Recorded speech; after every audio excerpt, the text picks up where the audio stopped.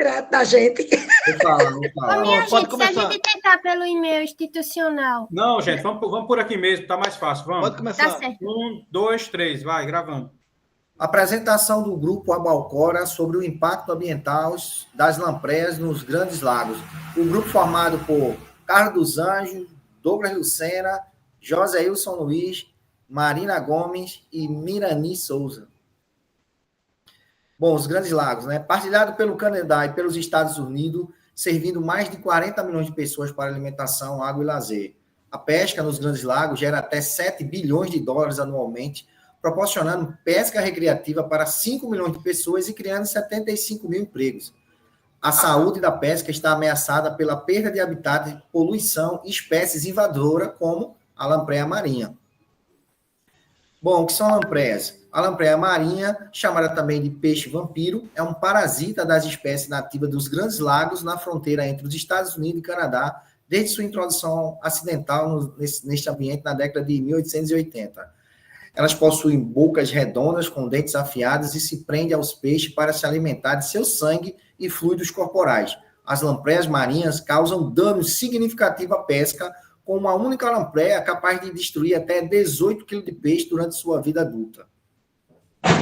O ciclo de vida da lampreia marinha inclui as fases de desova, eclosão dos ovos, fase larval, transformação em peixe, parasita e retorno aos riachos para desovar.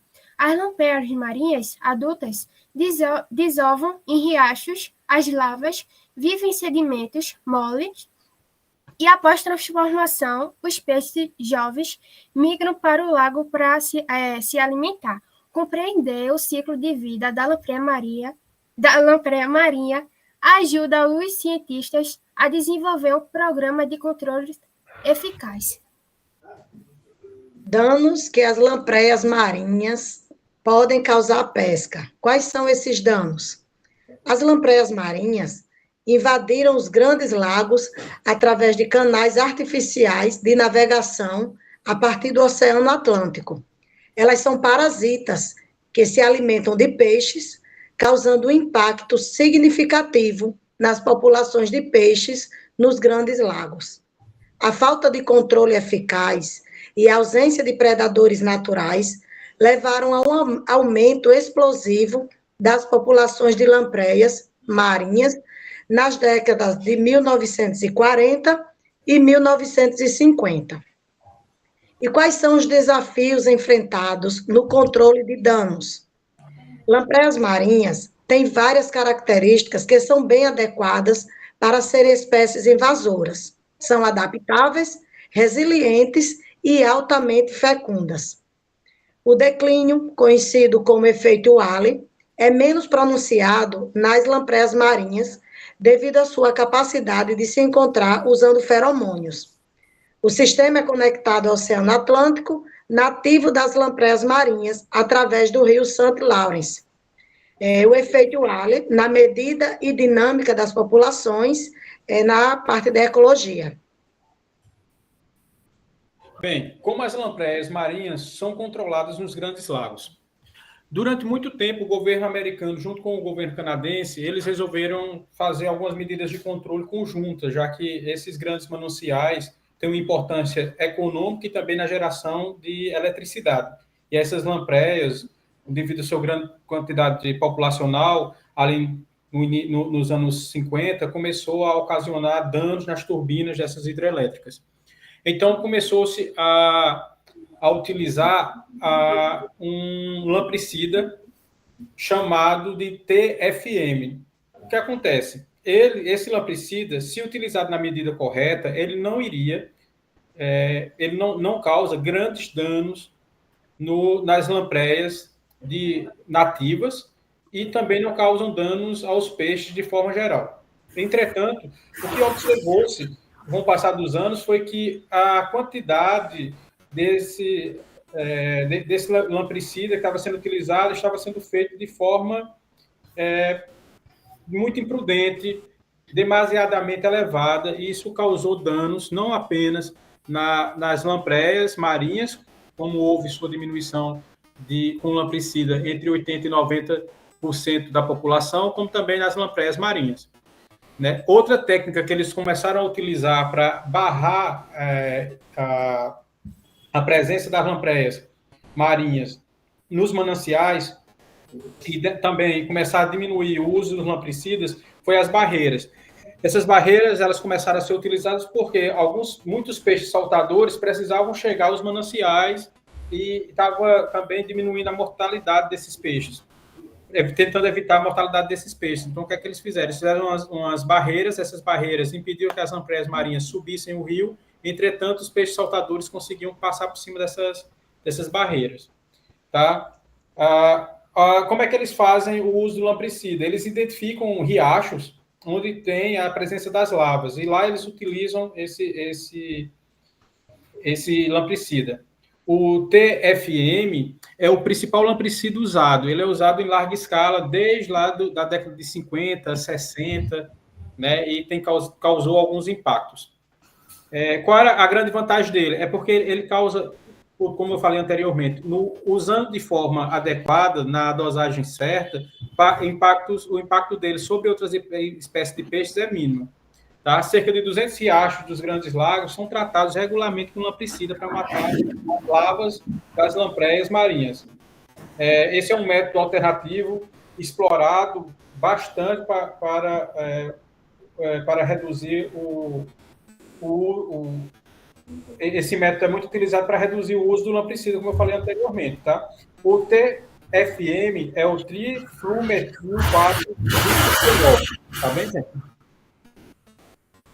As barreiras, como eu falei anteriormente, ela é muito importante porque ela impede a passagem dos peixes indesejados, no caso das lampreias, né, mas também possibilitam a passagem dos peixes saltadores, como, por exemplo, salmão, que só para título de exemplo. Aqui nós temos ao lado exemplos de como essas barreiras são feitas. Tá? E também os estudos começaram também a introduzir, com o passar do tempo, novas técnicas, como a emissão os feromônios e os sinais de alerta. A comissão e seus parceiros de pesquisa começaram a observar que as lampreias elas utilizam feromônios, né? Feromônios de lampreias fêmeas são utilizadas para atrair os machos, e isso é um sinal de alerta. Por exemplo, também tem feromônios que são utilizados como sinal de alerta, como, por exemplo, lampreias em decomposição. Isso faz com que as lampreias elas acabem também não seguindo o rio, não subindo o rio, e isso também ajuda na diminuição do uso de lampricidas.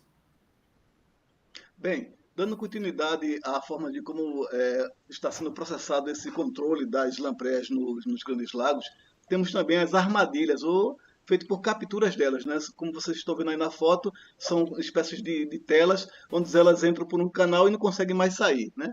Armadilhas para lampreias marinas são usadas em toda a bacia dos grandes lagos. Quando a gente olha aquela primeira foto, a gente vê que são grandes lagos, são estendidos em várias partes da região norte-americana. As armadilhas capturam as lampreias enquanto movem o rio acima, naquele sentido que elas vão para desovar e fazer a sua reprodução. Aí elas são capturadas ali, porque ela está em movimento ascendente, aí não conseguem retornar. E esses feromônios e sinais de alarme, juntamente com os novos designs e técnicas de armadilhas, podem aumentar a eficácia. Porque a ideia não é só acabar com as lampreias, mas é realmente mitigar, diminuir o efeito que elas causam na predação de espécies nativas, né? Isso tem sido observado pela comissão que estuda que trabalha no controle dessas pragas lá, das lampreias, como um esforço de controle resultante da redução de até 90% de indivíduos de lampreias marinhas naquela região ali. Embora seja impossível eliminar, porque elas se reproduzem muito eficazmente, de maneira muito rápida, então a ideia é mitigar o impacto que elas causam, né? Visando manter as populações em níveis que causem o mínimo impacto possível, né? E o controle de lampreia marinha é um investimento na pesca e no meio ambiente. Eu vi uma reportagem que esses trabalhos de controle e mitigação consomem cerca de 5 bilhões de dólares por ano. É muito do dinheiro, né? que vai ocasionar uma oportunidade de melhorar a pesca no futuro. Próximo slide, pronto.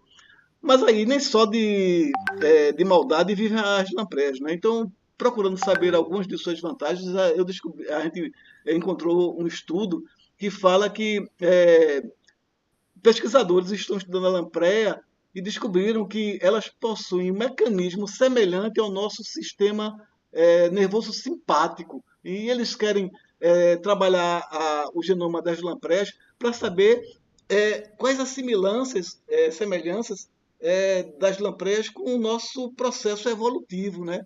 Para entender por que a gente se estressa, porque então está se abrindo um leque de vantagens muito grandes. Então a bichinha, ou seja, ela não é só maldade, né? E também descobri que lamprés nativas, como a lusitana lá em Portugal, estão correndo risco de extinção e está causando muito prejuízo na economia portuguesa, porque ela é uma iguaria muito cara na gastronomia portuguesa, né? Também a gente, estudando sobre as vantagens da lampreia, descobrimos que algumas culturas, usando a técnica da ventosoterapia, criada pelos chineses, usam as lampreias para tratamento, ou seja, aderindo às lampreias no corpo para tirar o sangue puro de pessoas doentes, como acontece com as sanguessugas, né?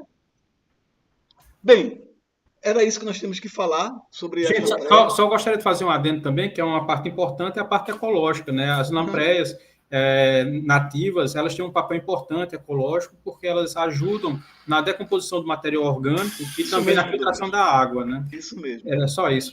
Pronto.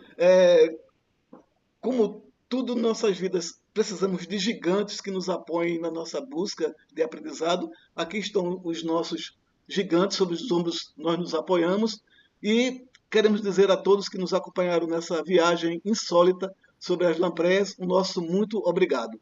Bom dia, boa tarde a todos, boa noite.